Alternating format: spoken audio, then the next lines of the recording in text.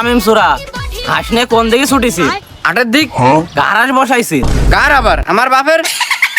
বাপের জিনিস আবার চুরি করা লাগে নাই। এ ভাই তুই কথা কইস না দিন, বাড়িতে মার্কেট করতে টাকা দিনি, তাই এটা বসাই দিছি, বেচতে যাচ্ছি। কত? 500 টাকার পাঞ্জাবি, 300 টাকার প্যান, বরাবর 800। টাকা দেবো 300, টাকা দিবি 500। টাকা দেবো 400, আর একটা লাইন আছে, টাকায় যাবে 800। টাকা দেবে 400, আবার বলে একটা লাইন আছে, হয়ে যাবে নাকি 800? ভাই তাড়াতাড়ি হাঁটো ভাই। 800 হবে তো? আরে হবে হবে, চিন্তা করিস না। পাঞ্জামি হবে, পায়জামা হবে, সাথে একটা ব্যাগি প্যান্টের ব্যবস্থাও করে দিচ্ছি, নো টেনশন। ও ভাই আসসালামু আলাইকুম, কি দিলেন? তাহলে উড়ন।